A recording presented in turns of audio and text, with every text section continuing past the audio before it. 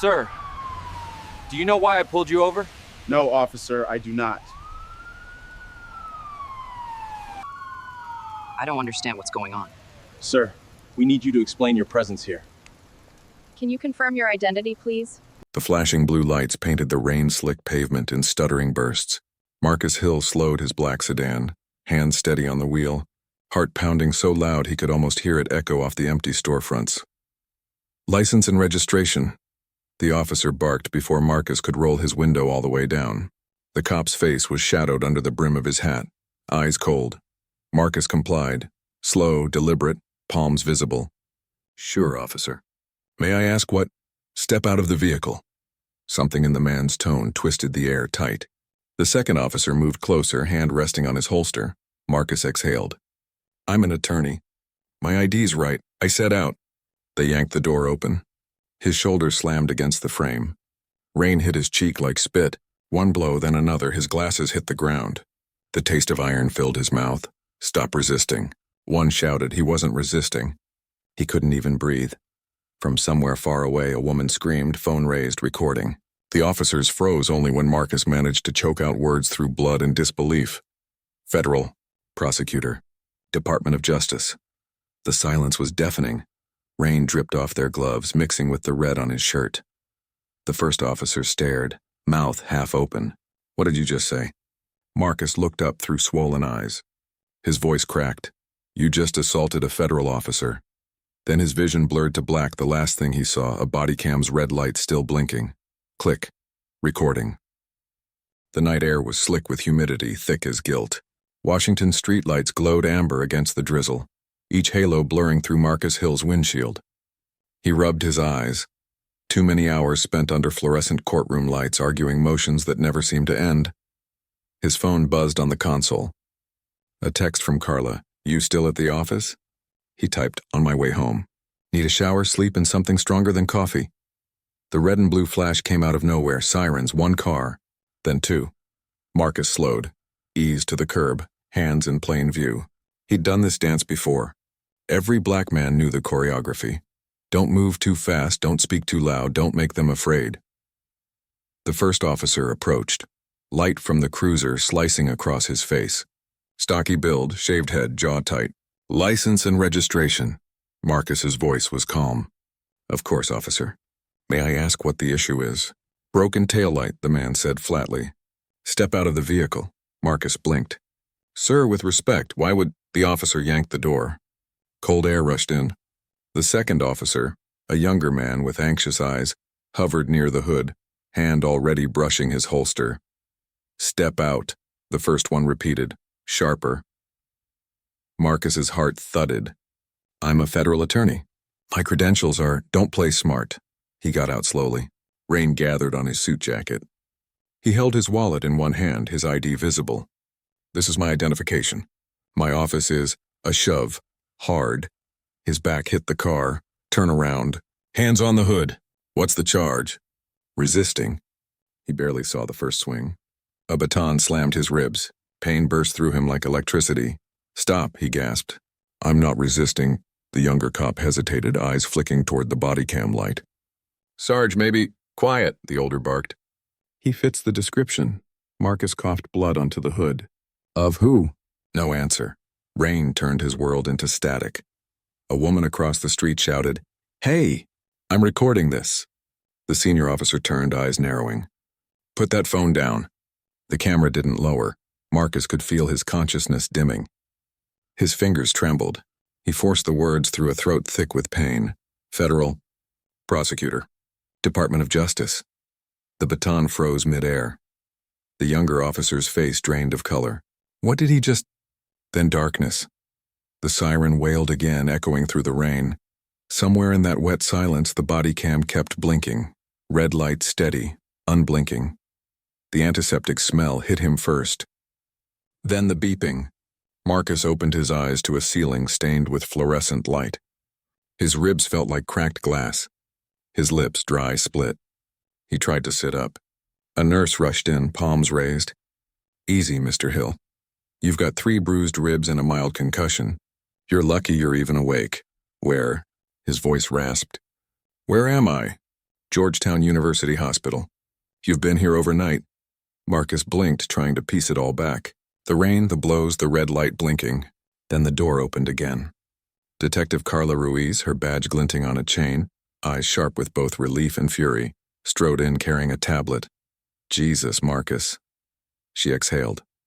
You look like you went 12 rounds with a damn freight train. He gave a bitter smile. Feels about right. Carla set the tablet on the bed. Before you see this, I need you to breathe, okay? Marcus frowned. See what? She tapped the screen. A shaky phone video filled it, rain, sirens, shouts. Him. Bent over the car, the baton coming down. The woman's voice screaming, he's not resisting. The clip ended on him whispering those words. Federal Prosecutor. He couldn't breathe. His chest tightened. That's online? Carla nodded grimly. Everywhere. Twitter, Reddit, news sites. They're calling it the prosecutor beating. He shut his eyes. The room tilted. God, Carla hesitated. The department's already reviewing it. Internal Affairs claims the officers reported you as aggressive. Said you reached for your waistband. Marcus barked out a humorless laugh that turned into a cough. Classic. Marcus, no, it's fine, he rubbed his forehead. Aggressive while bleeding. Reaching for my badge, apparently. She pulled up another clip, the hospital hallway outside. Reporters were already there, cameras flashing. You're a headline now. Civil rights groups are demanding suspension. The mayor's office called the DOJ. Marcus looked away. I didn't ask for this. Carla's voice softened. You didn't have to. They made sure of it. Silence stretched between them. The steady beep-beep of the monitor filled the void. Marcus spoke quietly. You think I should press charges? You were assaulted by 2 uniformed officers, Carla said. In front of witnesses. What do you think? I think, he said slowly, that I work for the same Justice Department that defends these officers in court. I think I'll be labeled angry or biased. I think my career just turned radioactive. Carla's jaw tightened. You think hiding will protect you? He stared at the floor. No, but surviving might. She sat beside him, her tone lower. Listen, the woman who filmed that video, her name's Tasha Daniels. She's already received threats online for posting it. People digging into her job, her family. Marcus frowned. They're going after her? Yeah, that's how this game works. He swallowed hard. And the officers? Suspended with pay. The department's waiting for the PR storm to pass. A bitter laugh escaped him. Suspended with pay. Must be nice to brutalize a citizen and take a paid vacation. Carla leaned in. Marcus, we both know they're hoping you back off. File nothing. Stay quiet. Let the story fade, and if I don't? Her eyes met his. Then the machine turns on you. He sighed, the weight in his chest heavier than the bandages. You ever get tired of this? Every damn day, she smiled sadly. But tired ain't the same as done. The nurse entered again, checking his vitals. Carla stood pocketing the tablet. I'll give you space. But think about your next move carefully. Yeah, he murmured. Carefully's all I've got left. When she left, Marcus reached for the remote, flipping through channels. Every station played the same footage. His face swollen. His name scrolling in bold text. Federal Prosecutor assaulted by police. DOJ promises review. A panel of talking heads debated his life like a legal brief. One anchor said, if he hadn't identified himself, would anyone care? Another replied, that's the tragedy, isn't it? Marcus muted the TV. The silence hurt worse. His phone buzzed, unknown number. He answered, Mr. Hill? A clipped official voice. This is Deputy Director Lawson from the Department of Justice. We'd like you to refrain from making public statements until our internal assessment concludes. Assessment? Marcus said coldly. They beat me unconscious. Understood, but media sensitivity. We'll handle this discreetly. Discreetly, he repeated. You mean quietly. The line clicked dead. Marcus dropped the phone onto the bed. His reflection stared back from the dark TV screen. Eyes ringed, jaw bruised, haunted. He whispered to no one. Justice, huh? The door opened again. Carla peeked in. I forgot to tell you. Internal Affairs wants to interview you tomorrow. You good for that? He nodded faintly. Sure, let them come. She paused, hand on the doorframe. You gonna keep fighting? Marcus looked down at his trembling hands. The same hands that argued cases before federal judges. Now bruised, useless, I don't know yet, he said. But I can't unsee that tape. Carla nodded slowly. Then maybe that's where it starts. The door closed. Outside, rain began again. Gentle this time, almost cleansing. Marcus watched it streak the window like tears he couldn't allow himself to shed. His phone buzzed once more. This time a text from an unknown number. Drop the charges, or next time you won't wake up. He stared at it, pulse hammering. The room's shadows seemed to lengthen. He didn't delete the message. He just saved it for evidence. The conference room was cold enough to make Marcus's bruises ache. A long table divided the space, polished wood reflecting the fluorescent lights overhead. On one side sat Marcus and his attorney, a calm woman named Denise Carter from the DOJ's Civil Rights Division. On the other, 3 men in suits with the same blank expressions worn by people who already know how this ends. A small recorder blinked red in the center. The man in the middle cleared his throat. Mr. Hill, we appreciate your cooperation. I'm Captain Reeves, Internal Affairs. These are Sergeants Boyd and Keller. We're here to get your version of events. Marcus leaned back, ribs wrapped tight beneath his shirt. My version is on video. Boyd's smile didn't reach his eyes. Of course. But we'd like your personal statement, sir. Denise glanced at him. Stay calm. Marcus exhaled. I was driving home, stopped when ordered, complied fully. Then I was assaulted without provocation. The footage confirms that. Keller scribbled notes.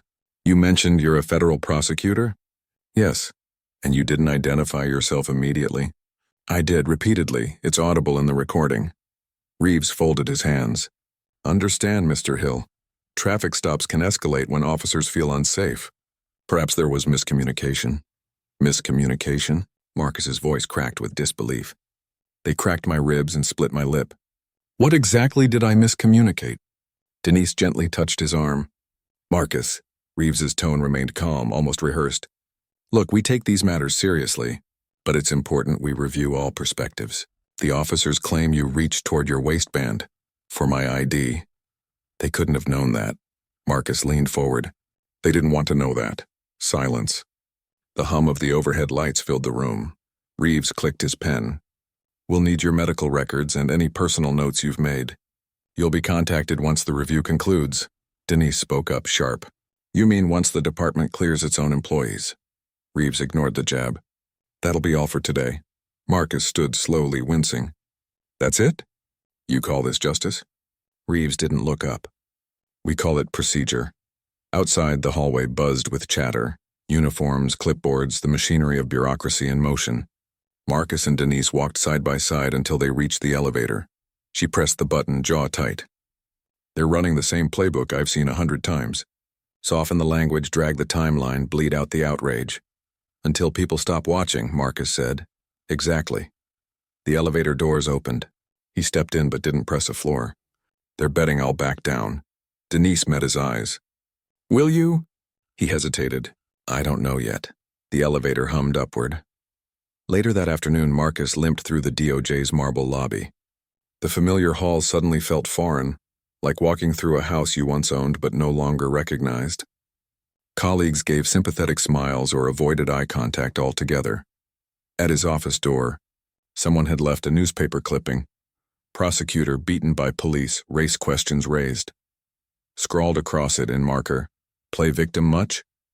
He froze, then quietly folded the paper and slipped it into his drawer. Carla appeared behind him. You okay? Define okay. She shut the door behind her. I just came from precinct headquarters. You're not gonna like this, why try me? They're pushing the narrative that you resisted arrest. They've already got statements from the 2 officers saying you were intoxicated. Marcus's jaw tightened. Intoxicated? I was driving home from the DOJ, I know. But they've filed for a toxicology report from the hospital. They'll say anything that sticks, he paced. They want to make me the aggressor. They always do. He slammed his fist on the desk, then winced, pain shooting up his side. Carla, they're not even hiding it anymore. Because they don't have to. He looked up. What about the union? They've already released a statement. Our officers acted in accordance with training during a high-risk stop. They're rallying around them. Marcus laughed hollow. High risk meaning what? Driving while black in a suit? Carla folded her arms. You could take this higher. File an official civil rights complaint. You've got the credibility. And lose my job? You think the DOJ wants one of their own suing the police department? Carla sighed. Maybe the question isn't what they want, Marcus. It's what you can live with. He stared at the wall. The framed certificate that once made him proud now looked like a taunt. Justice Department. Funny, he muttered, how justice stops at the badge. That night Marcus sat alone in his apartment. The city lights blinked like dying stars through the window. On his laptop his inbox overflowed. Messages from reporters, activists, hate mail, even old law school friends writing, "Saw you on the news, man. Stay strong." He scrolled until one message froze him. Subject: Internal review leak. The body read, "They're planning to close your case as unsubstantiated. Body cam footage to remain unreleased. Consider that your warning." Anonymous, he stared at it for a long time, then called Carla. "Tell me you're sitting down," she said when she picked up. "I just got an email. Someone inside leaked that they're burying the body cam footage." "Yeah, I heard similar whispers. But if that's true, it means they're going to erase what happened." A pause. "Not if we leak it first," he blinked. "You're serious?" "Dead serious. I've got a contact at Channel 7 who'd air it tonight." Marcus hesitated, his pulse quickening. "That could destroy my career." "Maybe. Or maybe it forces their hand." He looked at the reflection of his bruised face in the laptop screen.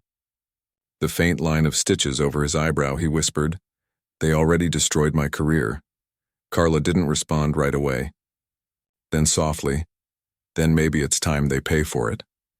Marcus stared out the window, the Capitol dome glowing faintly through mist. Somewhere in those white marble halls men talked about justice like it was currency. He clenched his jaw. "Send me the contact, are you sure?" "I'm done being quiet," Carla exhaled. "Okay, I'll set it up." When the call ended, Marcus looked down at his trembling hands. Outside, thunder rolled over the city like a warning. The city woke up on fire. By sunrise, every major network ran the same clip.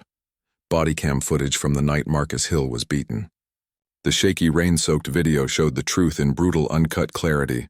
The baton, the shouts, the silence after his words. Federal Prosecutor. It wasn't supposed to see daylight. But someone had leaked it. Marcus's phone wouldn't stop vibrating. Reporters, colleagues, strangers, even his mother. He didn't answer a single one. The TV in his apartment blared. This exclusive video raises serious questions about systemic racism in law enforcement. He turned it off. Then his doorbell rang. Marcus Hill? A man in a dark windbreaker flashed credentials. Washington Post. "Sir, we'd like a statement about the footage." Marcus shut the door. The knocking continued until he yelled, "No comment!" A voice from inside the hallway called, "They're gonna tell your story without you, man." He pressed his back to the door, eyes shut. Let them. By mid-morning, his office was chaos. Staffers whispered. Phones rang nonstop. A security guard at the DOJ entrance stopped him as he walked in. "Sorry, Mr. Hill, I need to see your badge." Marcus stared at him. "You've seen me every day for 3 years." "Orders, sir." He handed it over, jaw tight. The guard scanned it twice before nodding. "You can go in." As Marcus passed through, he heard 2 employees muttering by the elevator. "Did you see the video?" "Yeah, can you imagine if he wasn't a prosecutor? They'd have buried it forever." He kept walking. Inside his office, Carla was waiting. She held up her phone, a news headline glowing across the screen. "Body cam footage leaked. DOJ under pressure to act." Her grin was tired but defiant. "We did it." Marcus closed the door behind her. "You leaked it?" "Not me directly. Let's just say someone slipped it to a journalist who owed me a favor." He sank into his chair. "You realize this might end my career?" Carla shrugged. "Better your career than your conscience." He rubbed his temples. "They'll come for me now." "They already did," she said quietly. "This time at least the world's watching." The news spread like a virus. Protests erupted outside police headquarters by afternoon. Hundreds of people with handmade signs. "Justice for Marcus Hill. End qualified immunity. We're watching you." TV crews swarmed. Helicopters circled. Inside the precinct, chaos reigned. Officers stared at the screens in disbelief. The 2 who had assaulted Marcus, Sergeant Larkin and Officer Trent, were escorted to a separate room. Larkin's face was pale. Who the hell leaked that? Trent muttered. Body cam data's internal. Someone high up must have done it. A superior officer slammed the table. Both of you are suspended pending further investigation. Hand over your weapons and badges. Larkin's jaw tightened. This is political. The captain leaned forward. No, Sergeant. It's viral. Marcus and Carla watched the live coverage from a conference room window overlooking the crowd. Carla said softly, "They're calling for their arrests." Marcus didn't respond. His eyes were on the protester, the signs, the chants, the anger. A wave of conflicting emotion surged through him. Validation, fear, exhaustion. He finally spoke. "I didn't want this. I know," Carla said. "But maybe it's what needed to happen." Denise Carter from DOJ stormed into the room, her tone urgent. "Marcus, what the hell did you do?" He turned calm. "The truth came out. You realize the department's under fire now? Congress wants statements. The Attorney General's office is demanding internal reports. They think you leaked classified evidence." "I didn't," he said. Denise exhaled, pacing. "You're being made the symbol of a national crisis, Marcus." "That's not a compliment." Carla crossed her arms. "Maybe it should be." Denise shot her a glare. "Stay out of this, detective." Marcus stepped forward. "No, she's right. Maybe people finally see what this system does to its own." Denise lowered her voice. "You're walking a dangerous line. They're already talking about putting you on administrative leave." Marcus's voice steadied. "Then I'll have plenty of time to testify." Her eyes narrowed. "Testify? Against the officers? Against the department? Against the whole damn structure that let this happen?" Carla's lips curved in a faint smile. "Now that's the Marcus Hill I remember." Denise shook her head. "You're making powerful enemies." "I already have scars," Marcus said. "Might as well earn them." By evening, the protest grew louder. The city's mayor appeared on television, announcing an emergency press conference. Marcus watched from his couch, the glow of the TV flickering across his living room. "Effective immediately," the mayor said. "The 2 officers involved have been placed under criminal investigation. We are cooperating fully with federal authorities to ensure transparency and accountability." Marcus leaned back, whispering, "Transparency. That's new." His phone buzzed. Unknown number again. He hesitated, then answered. A male voice spoke, low, trembling with anger. "You think you won? You think this is justice? You ruined careers. You made enemies in every precinct. Watch your back." The line went dead. He stared at the phone, then hit record and said, "New threat received." 4:43 p.m. Carla texted seconds later.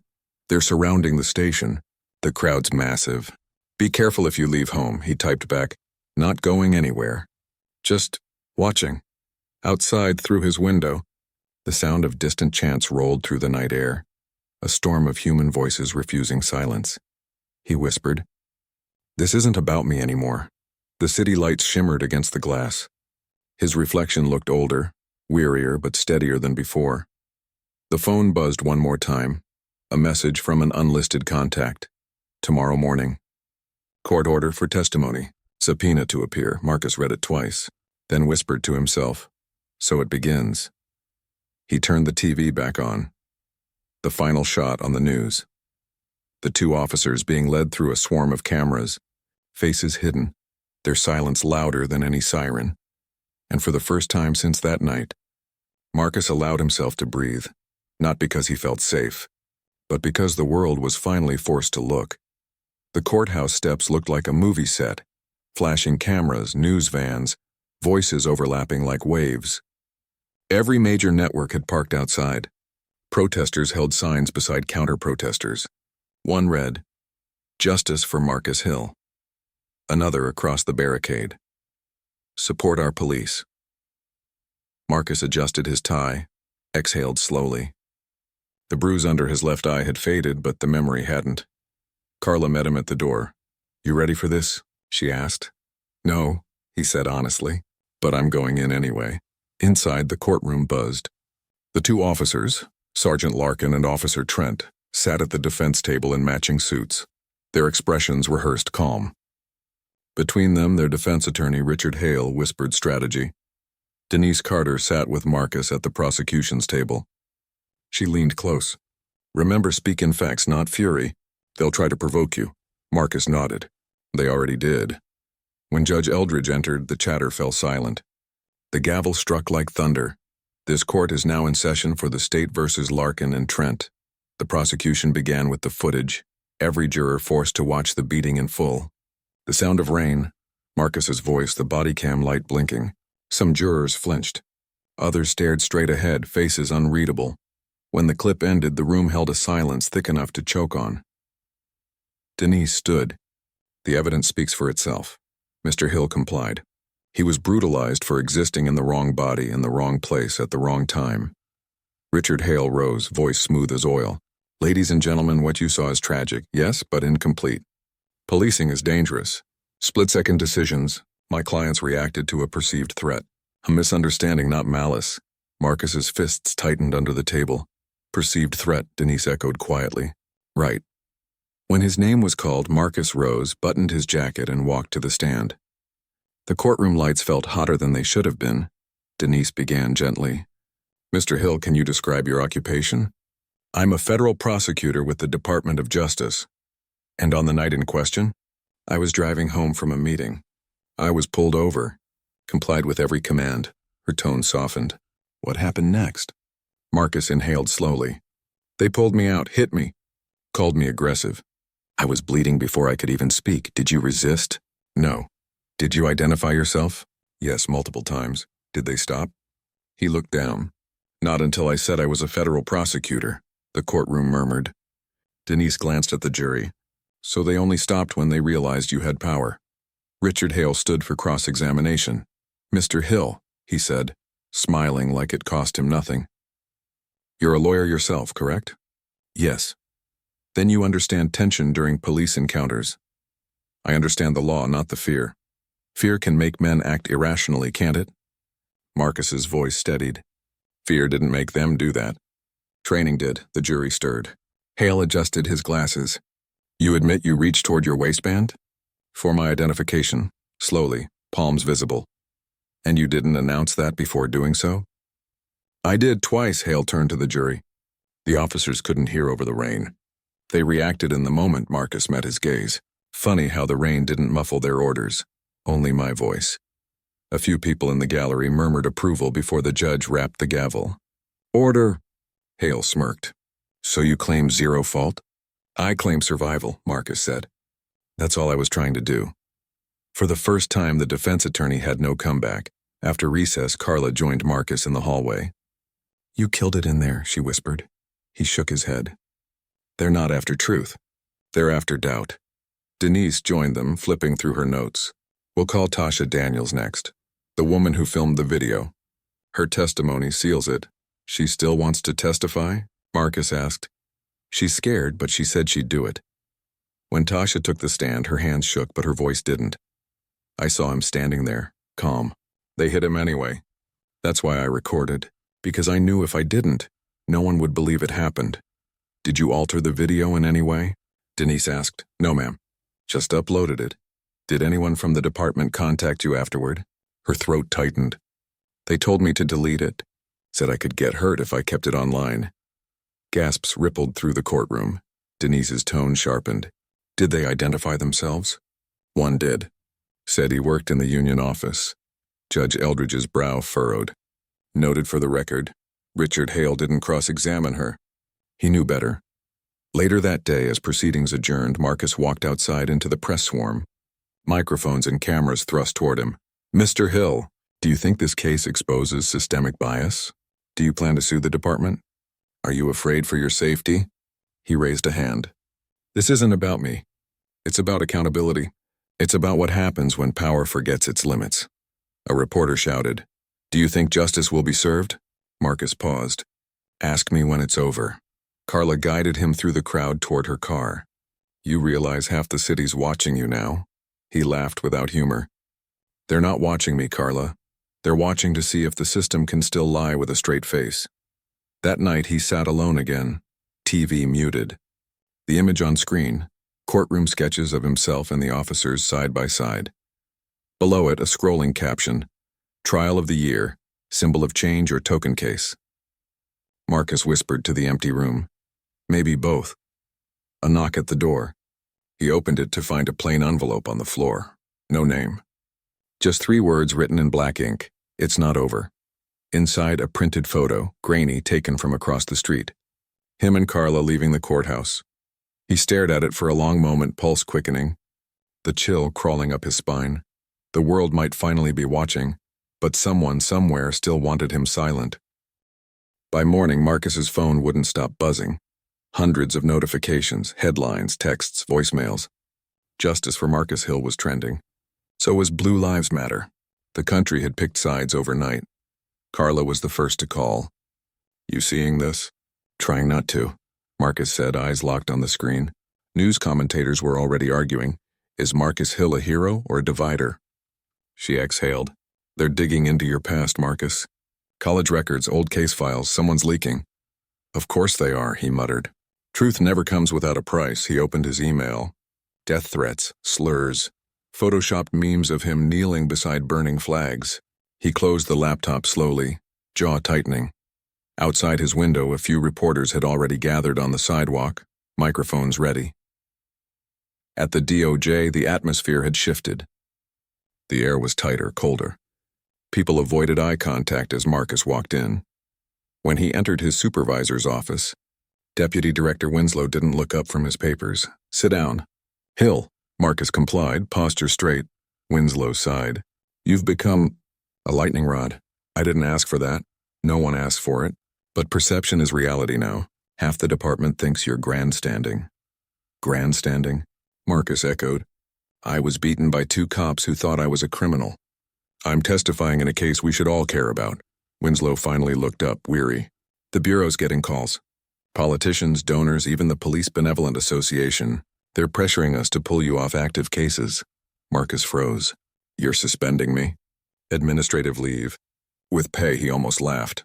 That's how they silence you, pay you to disappear. Winslow's tone softened.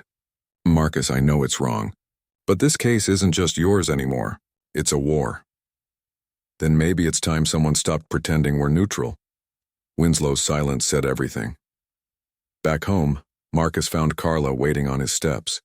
She had coffee in hand and exhaustion in her eyes. Thought you'd need this, she said, offering the cup. He took it. They benched me, Carla cursed under her breath. Of course they did. Image management, right? Administrative leave.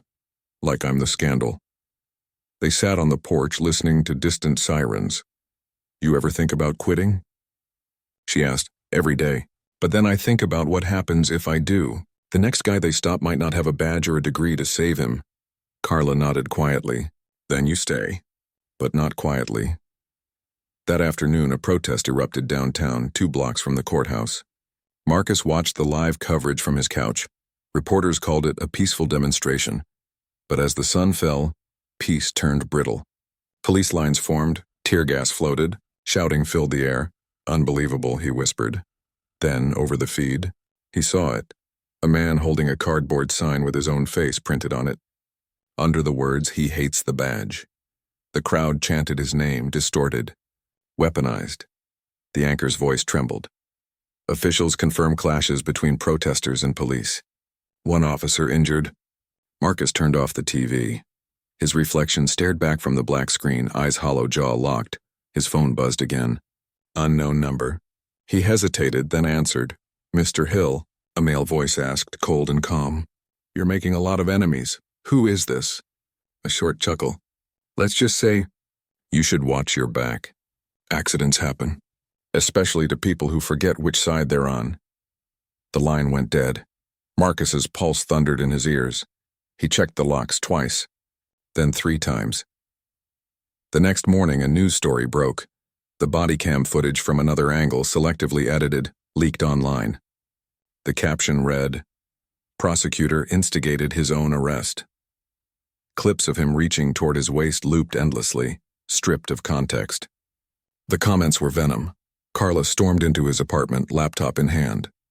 They're manufacturing a narrative, Marcus. They've cut half the footage. I know. They're saying you grabbed at something, a weapon. He shook his head slowly. Doesn't matter what's real. Only what they repeat. Carla's voice rose. So what, we just sit here while they destroy you? Marcus looked up at her, eyes heavy but resolute. No, we fight fire with sunlight. Get me that uncut video. Every frame. We show the truth before they rewrite it. By evening, the footage was everywhere. The doctored version on TV, the real one on Carla's independent site. The contrast spoke louder than any speech. In one, Marcus looked violent. In the other, he was the victim of restraint turned brutality. The internet split again. Hashtags warred. The courthouse steps filled with both candles and threats. Denise called near midnight. Marcus, stay off the grid. They vandalized your car outside the courthouse. Traitor spray painted across it. He rubbed his eyes. It's only metal. It's intimidation. Be careful. I'm past careful, he said quietly. I'm furious. Later in the dark, Marcus replayed the full video again, frame by frame. The moment he raised his hands, the moment their batons descended. He paused on his own face, calm, stunned, human. He whispered, "You can edit truth, but you can't erase it." Then his phone buzzed again. This time it was an email from an anonymous address. You want justice? Tomorrow, 9 a.m. City Archives. Ask for the internal memo. You'll find what they're hiding. Marcus stared at the screen. The words glowed like a dare. Carla's voice echoed in his head. You stay. But not quietly. He pocketed his badge, grabbed his jacket and glanced at the window outside. Two figures stood by a parked car, watching. He pulled the curtains closed.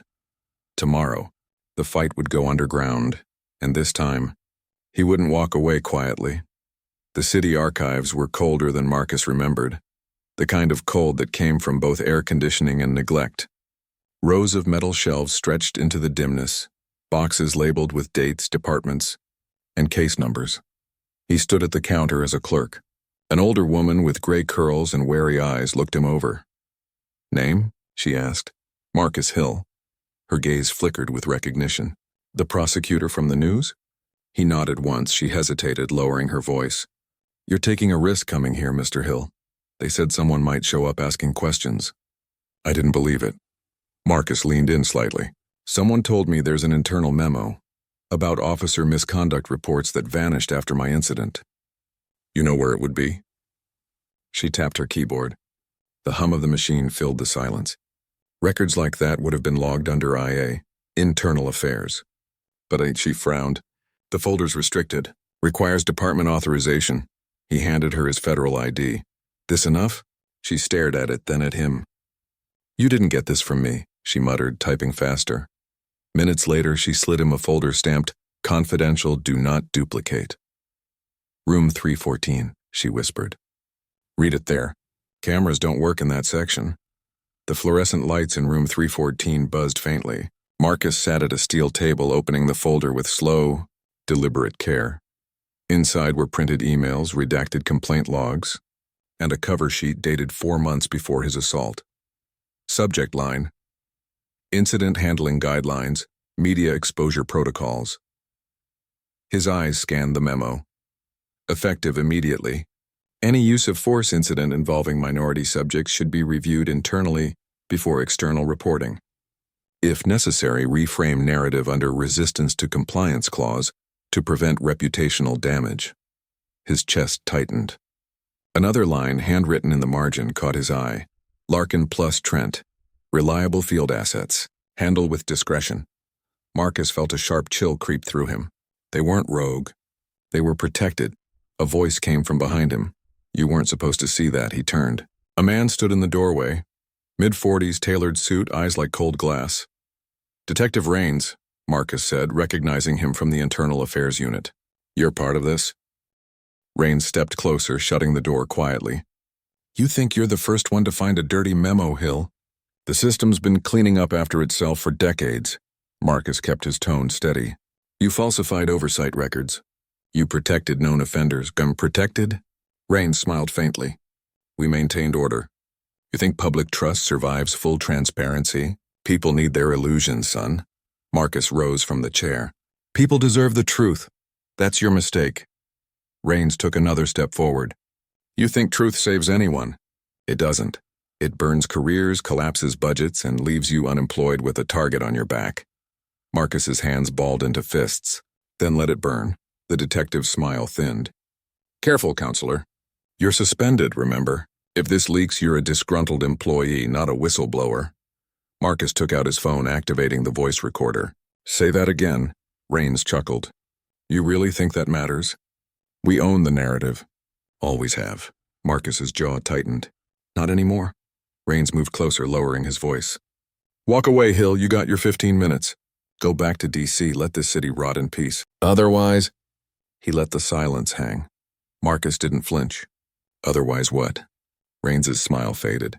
Otherwise, accidents happen. He turned and left, his shoes echoing down the hall. Marcus stared at the memo again, scanning every line. At the bottom of the page, a name appeared, Deputy Director Winslow. His stomach dropped. The man who'd benched him. He took photos of every document, tucking the folder back into its envelope. Then he called Carla. Meet me in 30 minutes, he said. I found the proof. They met in a quiet cafe across from the archives. Carla slid into the booth, eyes darting to his phone. You got it? He showed her the images. She scrolled slowly, face tightening with every line. Jesus, she whispered. This isn't just cover-up, it's policy. Marcus nodded. Winslow's name is on it. He's been feeding internal affairs directions. So what's the play? He hesitated. We leak it anonymously. Carla frowned. No, if it comes from nowhere, they'll call it fake. It has to come from you. That's career suicide. Marcus, they already buried your career the moment they benched you. He exhaled, rubbing his temples. You ever get tired of being right? She smiled faintly. Constantly. They drafted a statement that night, clear, factual, damning. Marcus recorded a video. This memo proves a coordinated effort to protect officers who violate civil rights. This is not about one beating. It's about a system built to excuse it. Carla uploaded it to her site, synced to go live at 7 a.m. by dawn. It was everywhere. Screens across the country flashed. Federal Prosecutor exposes DOJ police collusion. The backlash was instant. Officials denied it. Pundits attacked his credibility, and government spokespeople called it deeply irresponsible. But public opinion shifted. People saw the memo. The language. The signatures, Denise called at noon, voice low. You just detonated a bomb. Then maybe people will finally hear the blast. You understand what happens next, right? She asked. He stared out the window. Unmarked cars moving slower than usual down his street. Oh, I do, he said. They'll come for me. But at least now the world's watching. That night, as rain began again, Marcus sat by the window with a single lamp on. His phone buzzed. A message from an unknown number. You made a mistake. Truth doesn't save you. It isolates you. He smiled faintly, whispering to himself. Then I'll learn to live alone.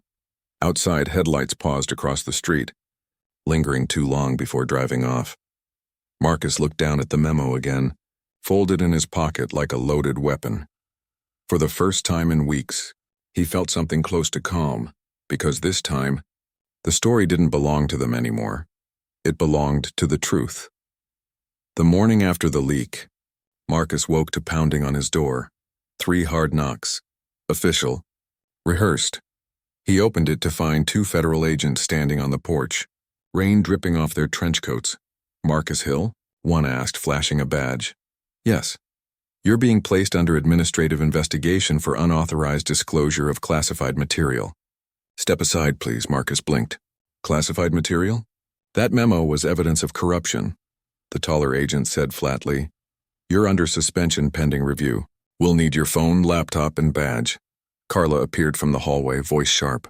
You can't just... The agent held up a hand. Ma'am, please step back. Marcus looked at her, then slowly handed over his badge. You can take this, he said, voice steady. But you can't take what's already public. The agent's jaw clenched. We'll see about that. They left with his devices, leaving behind the silence of a home suddenly smaller than before. Carla closed the door, turning to him. They're trying to scare you. They're trying to erase me, Marcus said quietly. Same thing. By midday, news anchors were dissecting his every move. Did Marcus Hill break federal law? Hero or reckless opportunist? Every station ran the same footage. Him walking out of his house in cuffs, eyes forward, calm. Carla paced the living room, phone to her ear. Denise is calling in favors, trying to stall the charges. They're framing this as theft of government property. Marcus sat on the couch staring at his empty hands. They're faster at protecting memos than people. Carla's voice softened. Hey, you knew this might happen. He nodded slowly. I just didn't think it'd happen this fast. Late afternoon. Denise arrived, her face drawn but determined. She dropped a thick folder on his table. Good news and bad, she said. Start with bad, Marcus muttered. Internal Affairs just issued a statement calling your memo a fabricated document. They claim your photos were doctored. And the good? She cracked a grim smile. 6 whistleblowers have reached out since you went public. Other cities. Other memos? You opened the floodgates, Marcus. Carla's eyes widened. So it's not just this department? Denise shook her head. It's systemic. The language matches across multiple states. Marcus leaned back, rubbing his temples. Then they'll do whatever it takes to bury it. All of it. Which is why we go louder, Denise said. Public statement. Press conference. If they're calling you a liar, make them do it on camera. Marcus hesitated. They'll crucify me, Carla met his eyes. Or you'll become the line they can't cross anymore. The press conference was chaos. Bright lights. Dozens of microphones. Reporters shouting over each other. Marcus stood at the podium, flanked by Denise and Carla. He took a breath. I was beaten by men who believed they'd never face consequences. I released a memo proving that belief was policy. And now I'm being punished for telling the truth. Camera shutters clicked in rapid bursts. A reporter called out, Mr. Hill, do you regret leaking classified material? He looked directly into the lens. I regret believing that justice could survive in secrecy. Another asked, Are you afraid for your safety? He paused, the weight of the question hanging between them. I was afraid, he said finally, but fear doesn't keep you alive. Truth does. A murmur rippled through the crowd, admiration mixed with unease. Then from the back someone shouted, Liar! Security moved, but Marcus held up a hand. No, let him speak. The man, mid-40s, police uniform partially hidden under a jacket, stepped forward. You think you know what it's like out there? You make us look like monsters. Marcus's voice was calm but firm. Then stop giving the world reasons to believe it. The room fell into stunned silence. Hours later, back at the apartment, the exhaustion hit him like gravity. Carla sat cross-legged on the floor, typing furiously on her laptop. We've got over 4 million views already. Public sentiment's shifting and people are demanding accountability. Marcus leaned against the wall. They'll spin it back by morning. They always do. Carla stopped typing, looking up. You sound like you've already lost. He stared at her, eyes distant. You ever fight so long you forget what winning looks like? She closed her laptop and stood. You haven't lost, Marcus. You've just stopped bleeding long enough to feel the pain. For a moment, they stood there in silence, the city noise filtering through the rain. Then his phone buzzed again, a number he didn't recognize. He answered cautiously. Mr. Hill, the voice said, calm, precise. You don't know me, but I work in federal oversight. Your memo triggered a deeper review. Quietly. You were right. Marcus straightened. And Winslow's resignation is being drafted as we speak. He's under investigation, Marcus blinked. You're serious? Completely. But it won't make the news, not yet. The system corrects itself quietly. Quiet isn't justice, Marcus said. Maybe not, the voice replied. But it's a start. The line went dead. He turned to Carla. They're investigating Winslow. Her mouth fell open. You did it, he shook his head slowly. No, we just cracked it open. Someone else has to finish it. She smiled faintly. You still think you're alone in this? He didn't answer. He walked to the window, watching the reflection of flashing sirens far off downtown. For once, they weren't coming for him. He exhaled, the tension in his chest easing. But under it, something else lingered. Grief. For everything it had cost. Carla's voice was soft. What now? Marcus looked out at the city, fractured, restless, alive. Now, he said, we build something better from what's left. That night he sat at his desk writing. Not legal notes this time, a statement for himself. Justice isn't clean. It's not swift. It bleeds, it trembles, it breaks, but it's still worth the fight. He closed the notebook, letting the words settle. The rain outside softened into mist.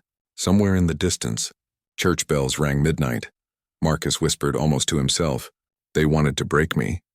He looked at the memo pinned on the wall, the one that started it all. But all they did, he said quietly, was teach me how not to bend. The city was quieter now. Not peaceful, just tired. 3 weeks had passed since Marcus's press conference.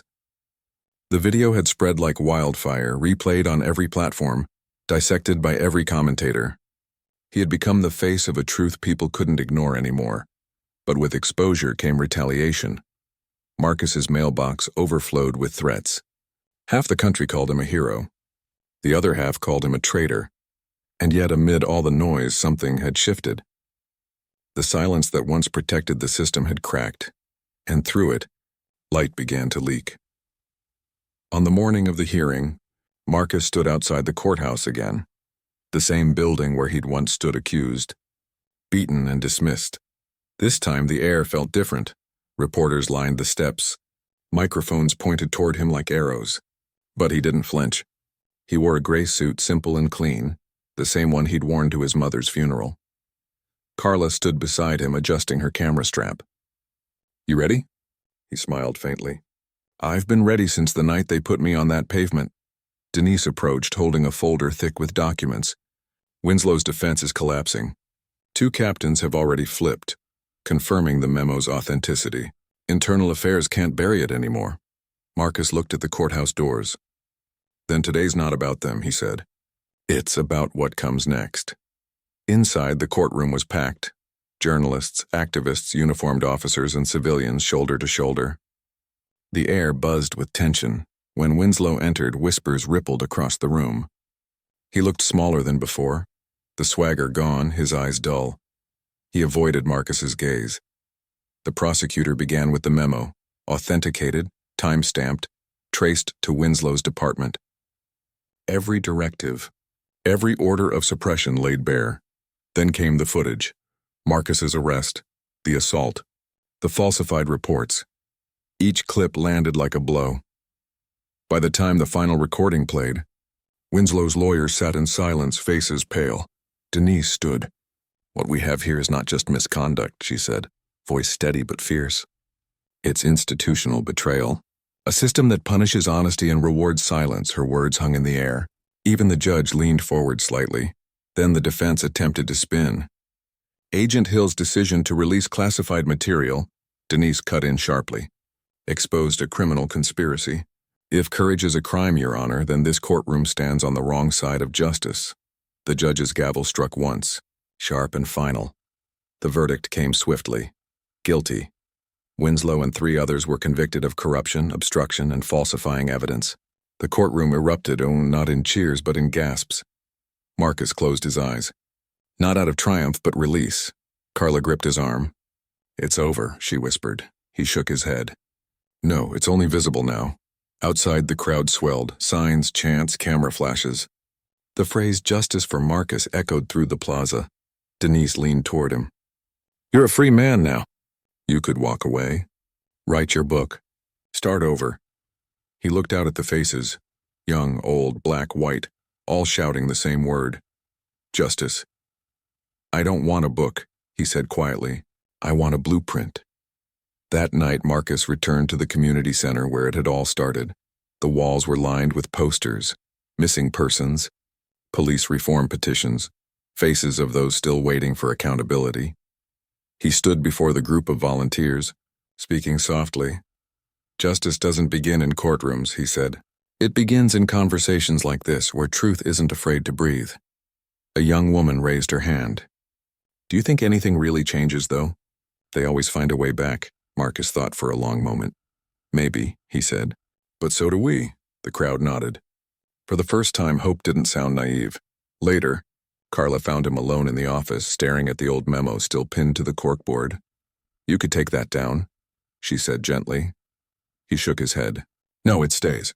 It reminds me what silence costs." She smiled faintly. "You know, you've become kind of a legend," Marcus chuckled. "Legends are just survivors people write stories about." "I'm still writing mine." Carla leaned against the doorframe. "So what now?" He looked around the dimly lit room, the papers, the plans, the maps of reform networks forming across cities. "Now," he said, We make sure this never happens again. Not to me, not to anyone. A few weeks later, the Department of Justice announced a federal reform initiative inspired by Marcus's case. It wasn't perfect, bureaucratic, slow, cautious. But it was real, and at the center of the press release a single line stood out. Transparency begins where fear ends. Marcus Hill, he hadn't written it for them. But somehow they had understood. On the anniversary of his arrest, Marcus returned to the same intersection where it all began. The street was busier now. New murals covered the walls, faces of those who'd fought for justice, painted in color and light. One of them was his. He stood there, hands in pockets, watching strangers walk past without recognizing him. It felt right that way. Carla approached quietly. "You ever think about leaving this city?" He smiled, eyes on the mural. "Every day, and?" He exhaled slowly. "Then I remember what happens when the good ones leave." She smiled. "You sound like a preacher." He laughed softly. "Maybe. Or maybe I'm just tired of funerals." They stood there in silence, and not mourning, but remembering. As dusk settled, the sky burned orange and gold. Marcus turned toward the horizon, his reflection shimmering faintly in the mural's paint. He whispered, more to himself than anyone else, "They took my badge, my name, my peace, but they couldn't take the truth." He placed a hand against the wall, feeling the cool paint under his fingertips. And that's all justice ever really needs. Someone too stubborn to stop speaking. The city hummed behind him. Sirens, voices, laughter, life moving forward. For the first time in years, Marcus smiled without weight. 6 months later, a letter arrived at his apartment. No return address, just a single line on the inside. "We're still fighting. Because of you." He folded it carefully, placing it next to the memo on his desk, the past and future side by side. He looked out the window, dawn breaking through the skyline, and whispered, "Reckoning's over. Now comes repair." 10 years later, the city had changed. Not completely, not perfectly, but unmistakably. The old courthouse still stood on the same corner, its marble columns cracked with time. But beneath it now a new plaque gleamed in bronze, in memory of those who stood against silence. Dedicated to Federal Prosecutor Marcus Hill, whose truth became a movement. Every morning, sunlight struck those words like a blessing and a burden. Across town, in a law school lecture hall filled with restless students, Professor Carla Bennett adjusted the mic on her blazer. Her once black hair carried streaks of silver now, but her eyes still burned with the same conviction that had carried her through fire. "Let's talk about the Hill precedent," she said. A hand shot up from the front row, a young black man in a navy suit, eyes sharp. "Professor, do you think real justice was ever served?" The room stilled. It was the question every generation asked anew. Carla smiled faintly, remembering the man who'd changed everything. "Justice," she said, "isn't a destination. It's a direction." The student frowned. "But Marcus Hill, he didn't live to see full reform, right?" She nodded slowly. "He saw something more important. People refusing to look away." Her gaze drifted to the back wall, where a photograph hung. Marcus standing in front of his mural, hand pressed to the paint. A soft smile on his face, the caption read simply, "He made silence expensive." Later that evening, after her lecture, Carla visited the community center, now renamed the Marcus Hill Justice Institute. The building was alive with noise, students debating, volunteers filing petitions, young lawyers reviewing case files. The energy reminded her of Marcus, his calm urgency, his faith in people even when people failed him. In the main hallway, a new exhibit had just been installed, the Reckoning Project. Screens looped footage from Marcus's trial, alongside testimonials from citizens who'd been inspired to act, teachers, activists, even police officers who'd become reform advocates. Carla stopped at one video, a woman in uniform, her voice trembling. "Before Marcus Hill, I thought silence made me safe. Now I know it just makes me complicit."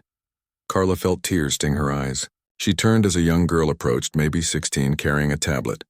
"Ms. Bennett?" "I'm sorry, Professor Bennett," the girl corrected nervously. "We're doing a student piece for the anniversary." Could you tell me what kind of man he was? Carla smiled softly. He was the kind who could forgive but never forget. The girl tilted her head. Do you miss him? Carla exhaled. Every time I tell the truth. That night, as the city lights shimmered through the window of her office, Carla opened an old file drawer. Inside was the original copy of the memo Marcus had uncovered, faded, creased, but still legible. Beside it was a letter she'd written years ago but never sent. Marcus, you said once that justice is a long road. I didn't understand then how long you meant. Now I see, it's not about reaching the end. It's about refusing to stop walking. She folded the letter back gently, placing it with the memo. Outside, she could hear the laughter of volunteers below. Young voices that didn't know the fear she and Marcus once carried like armor. It was enough. 2 states away, in a modest living room, a boy sat beside his grandmother, watching a documentary on a cracked TV screen. The narrator's voice said, Marcus Hill's courage exposed one of the most significant cases of institutional corruption in modern history. His legacy redefined accountability. The boy frowned. Grandma, was he real? His grandmother smiled, eyes glistening. As real as they come, baby. He thought for a moment, then whispered, I want to be like him. She squeezed his shoulder gently. Then start by telling the truth even when it shakes. Back in the city, Carla stepped outside the institute after midnight. The mural still stood, though weathered, Marcus's face fading slightly under the years, but his eyes somehow brighter under the lamplight. Someone had placed a single candle beneath it, flickering softly. A note beside it read, Still walking. Carla stood there, hands in her pockets, the chill wind brushing her hair. Still walking, she whispered back. The next morning, news broke that the Department of Justice had expanded the Hill Accountability Act nationwide. It required body cameras, racial bias training, and citizen review boards for all federal law enforcement. The headline read, Hill's Legacy, a system that can finally see itself. Carla smiled through tears as she read the article. Months later, she visited Marcus's grave, simple, unadorned, overlooking a quiet hill. The inscription was his own words chosen from his final interview. Justice isn't what they give you. It's what you build when they try to break you. She knelt, placing a hand on the stone. Marcus, she murmured, you got them to listen. A breeze lifted through the trees, carrying the scent of rain and spring grass, a whisper of life returning. She smiled through it, tears falling freely. You made silence expensive, she said again, voice trembling with pride. She rose, brushing the soil from her knees, and looked out over the city, brighter now, louder, more alive. As she walked away, the camera of memory pulled back, past the grave, past the mural, past the courthouse steps where it all began. In every corner of that city, there were echoes of Marcus Hill's name, in classrooms, in protests, in quiet acts of courage no one would ever film. The system still fought back. Injustice still lived in shadows. But the light had learned how to find it, because one man had refused to stay silent. Final line. And somewhere, in the hum of a restless city, the truth kept walking, wearing the name Marcus Hill.